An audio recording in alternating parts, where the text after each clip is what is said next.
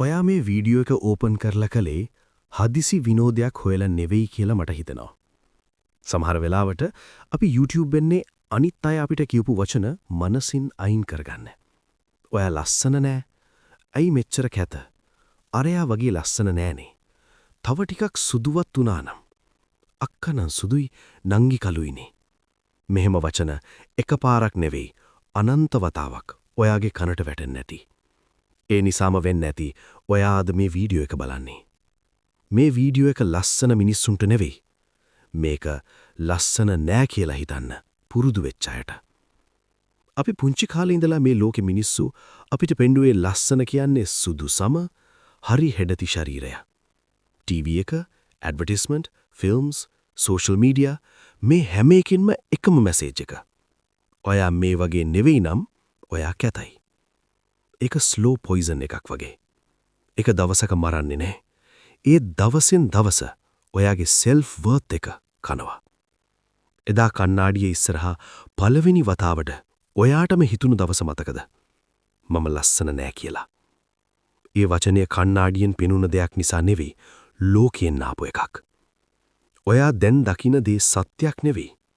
ඒක ලෝකය ඔයාට දාපු ලේබල් එකක් ආපහු පෙන්නන ග්ලාස් එකක් විතරයි. ඔයා කණ්ණාඩිය දිහා බලද්දී ඔයා දකින්නේ මූණ නෙවෙයි. ඔයා දකින්නේ අනිත් අය කම්පෙයාර් කරපු හැටි, රිජෙක්ට් වුණු දවස්, ලයික් නැති ෆෝටෝස්, hina වෙලාත් ඇතුලෙන් කැඩිච්ච මොහොතවල්. ඒකයි ඔයාට ඔයා ලස්සන නැතුව පේන්නේ. ඒත් කණ්ණාඩියට පේන්න බැරි දේවල් තියෙනවා. ඔයා ජීවිතේ අත්හැරින්න හිතුණත් ආයෙත් නැගිටපු රෑවල්. කවුරුත් අප්‍රීෂিয়েට් නොකලත් හොඳ කෙනෙක් වෙන්න උත්සාහ කරපු දවස්. කඩා වැටුණු හිත අරගෙනත් අනිත් අයව බලාගෙන හිටපු හැටි. ඒව කණ්ණාඩියට පේන්නේ නැහැ. ලස්සන කියන්නේ මොකද්ද? ලස්සන කියන්නේ මූණක් විතරක් නම් ලෝකේ හුඟක් ලස්සන මිනිස්සු ඉන්න ඕනේ. ඒත් ලෝකේ පිරීලා තියෙන්නේ ලස්සන මූණ තියෙන හිස් හදවත් වලින්. ලස්සන කියන්නේ දවසක් ඔයාටත් hina වෙන්න බැරි වෙලාවක අනිත් කෙනෙක්ට hina වෙන්න හේතුවක් වුණ එකට. ලස්සන කියන්නේ අනිත් අය රිදෙව්වත් මත් එහෙම වෙන්නේ නැහැ කියලා තීරණය කරන ශක්තියට. ලස්සන කියන්නේ වැටුණත් කකුල් කැඩුනා වුණත් ආයෙත් නැගිටින හදවතට. ඔයා දන්නවද? ඉතිහාසයේ ලස්සන කියලා පෙන්නපු මූණු මතක තියෙනවද? නෑ.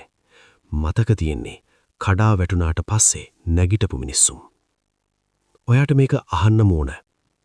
ඔයා කැතයි, ඔයා සුදු නෑ, ඔයා මහතයි, ඔයා කෙට්ටි වැඩි කියලා අනිත් අය කියන දේවල් අහන්න ඕනි නෑ. ඔයා තවත් කෙනෙක් වගේ නොවෙච්ච එක ඔයාගේ වැරද්දක් නෙවෙයි. මේ ලෝකෙට තවත් කොපි එකක් ඕනි නෑ. මේ ලෝකෙට ඕනේ ඔයා. ඔයාගේ වොයිස් එක, ඔයාගේ ජර්නි එක, ඔයාගේ ස්කාර්ස්. ඒ ස්කාර්ස් ඔයාව කැත කරන්නේ නෑ. ඒවා ඔයාව ඔයාම කරනවා. අනිත් අය එක්ක ඔයාම සංසන්දනය කරන්න එපා. ඒක තේරුමක් නැති වැඩක්. ඒකෙම නැති වෙන්නේ ඔයාගේ වටිනාකමත් එක්කම ඔයාගේ මානසික නිදහස. ඔයා හිතන්න ඕන මම ලස්සන නෑ කියලා නෙවෙයි. මට ලෝකේ තේරෙන්න ටිකක් කාලයක් යන ලස්සනක් තියෙනවා. කවුරුත් ක්ලැප් කළත්, කවුරුත් ලයික් නොදෙම්මත් ඔයාගේ වටිනාකම අඩු වෙන්නේ නෑ. ඔයා සූර්යකාන්ත මලක්. ඒත් ඔයා පූර්ණ විදිහට පිපෙද්දී අනිත් අය ප්ලාස්ටික් මල් අරගෙන ඉදී.